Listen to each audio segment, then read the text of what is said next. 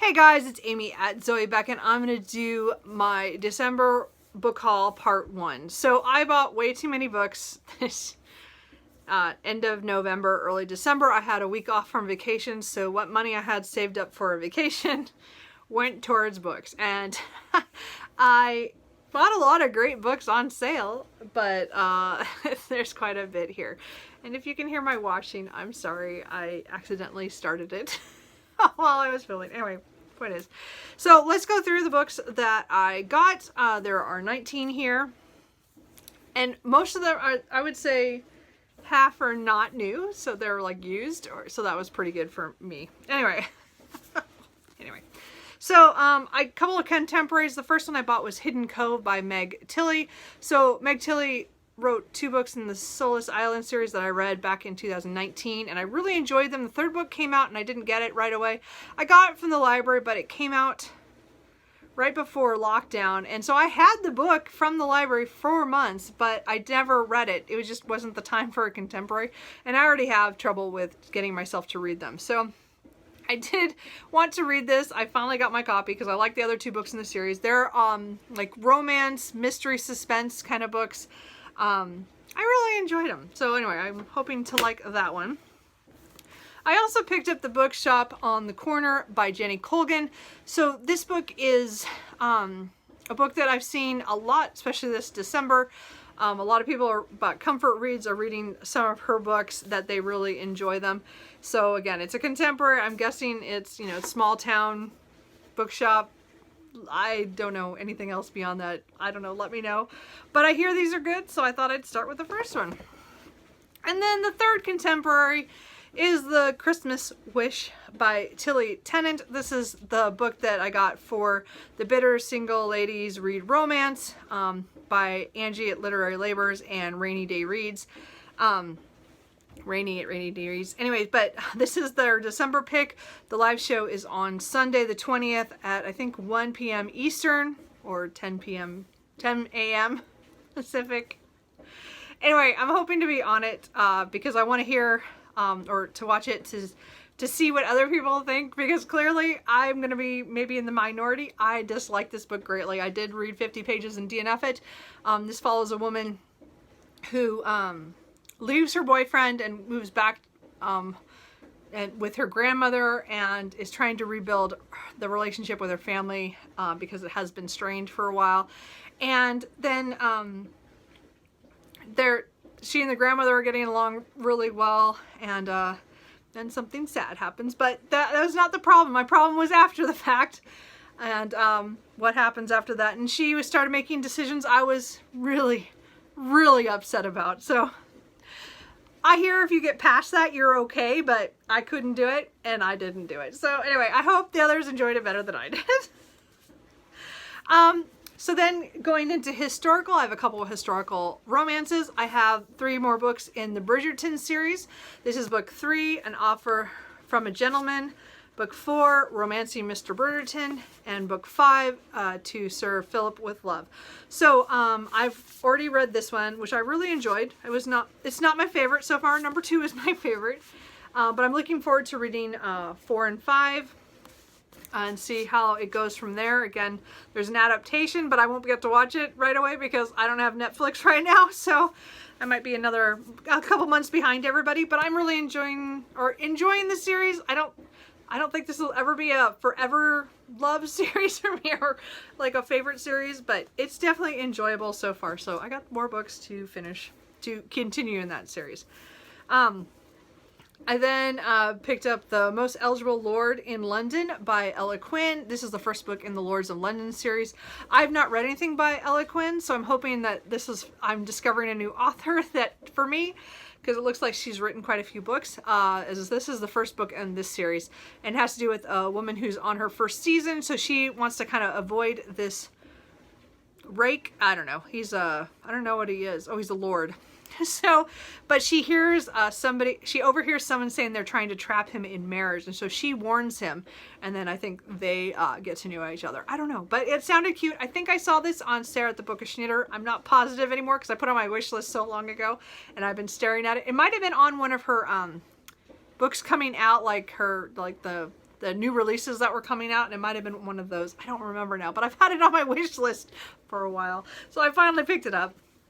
And then a book for Jane Austen July is What Kitty Did Next by Carrie Cabling. So I saw this on Katie Books and Things. So this is like a, continuation of Pride and Prejudice, but from Kitty's perspective, which I think is one of the ones that we don't know a whole lot about her. I mean, because again, she's young in the book, but you know what I mean? Like, we can learn more. It'd be fun for, continuation or, retelling. So I'm kind of looking forward to that. I don't want to know anything else beyond that, because when I read it, I'm just going to go into it. We'll see what happens. I also got this historical fiction, historical romance mystery, which is Phyllis A. Whitney, The Trembling Hills. So I know I saw this on Kate Howe at some point, reading it for some readathon or read along. It was the group book. I don't remember. I was going to buy it then and I didn't. I don't remember what happened or when it was, but it's been on my wish list for a long time. I read Phyllis A. Whitney when I was a teenager and in my early 20s. I got a lot of her books used at some point, and my mother read a lot of them, and one of my grandmothers did. So I had like a lot of them. Like The Stone Bull is still my favorite of hers, but I haven't read her in decades. Anyway, other than The Stone Bull, I've reread that a couple of years ago, which was nice. So Trembling Hills is about San Francisco, 1906, during the earthquake. So I want to see this, and again, I'm guessing there's mystery, romance. It should be fun. Anyway, so I also got one classic, which is Gigi and the Cat by Colette. I've not read anything by Colette. I think I tried to read one of the Claudine books, but I just didn't have time, or at the time it just didn't work out. I got it from the library and I took it back. This was translated from the French by Roger Senhouse. So again, it's one of the vintage books. I like these versions. Anyway, so I'm going to try it. It's 2 novellas, so I'm hoping I'll like one of them. We'll see what happens. I like to try new books. Anyway, and then I have one nonfiction book. This is Edith Head, Edith Head, The Life and Times of Hollywood's Celebrated Costume Designer by David Chirichetti. I don't know. Something like that. So this is the book I bought after reading Fifth Avenue 5 a.m. by Sam Wasson, talking about Breakfast at Tiffany's, the book to the movie, and Audrey Hepburn and Truman Capote and all the producers, writers. It was just a fascinating book on late 50s to early 60s Hollywood. And I really enjoyed that. But they mentioned Edith Head in it because, again, she is a celebrated costume designer for Hollywood, and she won, like, I don't know, dozens of Academy Awards for her work on movie sets. And so I just wanted to know more about her, and this is the book I found that was kind of neat. It talks about her, which is Life and Time. So I'm hoping to get more of her history. But it has like really some cool pictures in there about some of the costume designs and stuff. And again, I am not a fashion person at all, but she herself sounds so fascinating. I wanted to know more about her. So that. And then I have a couple of mysteries. I bought a copy of Silver Pigs by Lindsay Davis. This is the first book in the Marcus Falco series about ancient Rome, a detective in ancient Rome. And I read these in the 90s. My aunt had them. She started the series, and then I borrowed them from her. I think I was either in college or just after college. It's around that time. And so I read the first 3 or 4. So I don't know what they are anymore because it's been so long. I know I read this one, Shadow and Bronze, Venus and Copper, and the Iron. I don't know if I read Iron Hand of Mars. I can't remember if I got 4. I know I read at least the first 3. And I really enjoyed this series. And I wish I had continued, but I never did. So I really want to go back and restart this series and start collecting them and get back into it. At least I hope so. I'm going to at least reread the first one and see how it goes. Again, it's ancient Rome and it's a mystery and it sounds cool. Anyway. And then I picked up this one, Full Dark House by Christopher Fowler. This is a Peculiar Crimes Unit. So I've seen this book around, or the series around, but I don't know a whole lot about it. All I know is it has 2 detectives, but it talks about present day London and a bomb going off, and then talking about something 50 years earlier, after or during the Blitz. So, and that somehow they're connected. So I don't know a lot about this. It just looks like interesting. So I don't know. You guys will have to let me know if you've read it and enjoyed those. I don't know. Then I have a lot of fantasy because I was really in a fantasy mood. And I bought City of Lies by Sam Hawke. It's the first book in the Poison War series. So I think the second book just came out. So this follows, I think there's a guy he's the poison tester. His family is like the ones who taste the food for the royals or the whoever's in charge, and he is friends with the younger of one of the heirs or whatever, and so they have like they're friends, but he still has to test his food. He eats the food anyway. Yeah, I'm not explaining that right. Anyway, point is, it has to do with some young people who suddenly are thrust into more higher political positions when somebody kills some people with poison and they don't know how that happened. And again, it says here, poison, treachery, ancient spirits, sieges, the poison wars begin now. So it just sounds really cool, like a cool series. Oh, sorry. Sorry.